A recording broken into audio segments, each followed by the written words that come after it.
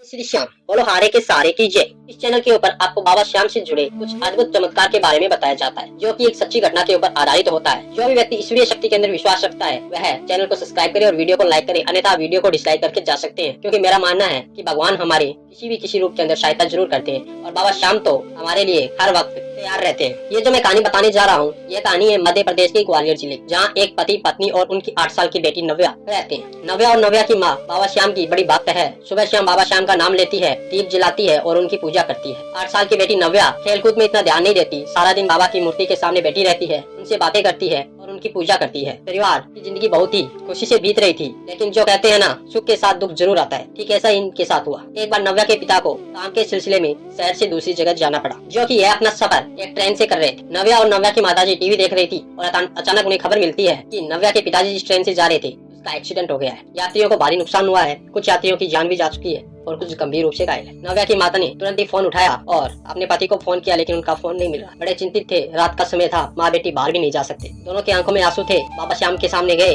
दीप जलाया और उनसे अपने पति की सलामती के लिए दुआ मांगने लगी। बेटी नव्या रो रो के बाबा से मांग रही थी कि मेरे पिता कहाँ है, उनसे मेरी बात करवा दो। ये आंसू बाबा श्याम देख नहीं सकते, ये आपको भी पता। और यहीं से शुरू होता है एक अद्भुत चमत्कार। जैसे तैसे सुबह हो गई। सुबह होते ही नव्या की माताजी के फोन पे एक घंटी बज। नव्या की माँ जैसे ही फोन उठाती है, उधर से उसके पति की आवाज आई और वह कहता है कि हाँ मैं बिल्कुल ठीक हूँ। हाँ, जिस बोगी का एक्सीडेंट हुआ मैं उसके अंदर बुरी तरह फंस गया और बेहोश हो गया। मेरे दोनों पैर भी काम नहीं कर रहे थे, लेकिन जब मुझे होश आया तो मैंने देखा सामने मेरी छोटी बेटी नव्या 8 साल की एक बुजुर्ग का हाथ पकड़े खड़ी थी। जब मैंने गौर से देखा तो वहाँ मुझे एक अजीब सा प्रकाश दिखा और नव्या जिस बुजुर्ग का हाथ पकड़े खड़ी थी वह कोई और नहीं, खुद बाबा श्याम थे। और उन्हें देखते ही मेरे दोनों पैर ठीक हो गए और मैं उस बोगी में फंसा हुआ था और मैं वहाँ से बाहर निकल आया और मैं बिल्कुल ठीक मिला। ये बातें सुनकर नव्या और उसकी माँ दोनों रोने लगी और बाबा के सामने शीश झुका लिया। अब जैसे ही नव्या के पिताजी घर पे आए, इन्होंने बाबा के दरबार खाटू श्याम में हाजिरी लगाई और उनसे अपने परिवार की सलामती की दुआ मांगी। नव्या जो कि पहली बार बाबा श्याम के दरबार में गई थी, बाबा की फोटो देखते ही उसकी आंखों में आंसू आ गए। इस प्रकार एक हंसता खेलता परिवार उजड़ने से बच गया। तो भक्तों, बाबा श्याम हमारी किसी न किसी रूप के अंदर सहायता जरूर करते हैं। ये एक बिल्कुल सच्ची घटना है। आप पीछे की हिस्ट्री उठा के भी देख सकते हो कि ग्वालियर में एक एक्सीडेंट हुआ था ट्रेन का और उसके अंदर कितने व्यक्तियों की जान गई थी। बोलो भक्तों, हारे के सारे की जय। मैं यही दुआ करता हूँ कि बाबा श्याम आपकी किसी न किसी रूप के अंदर सहायता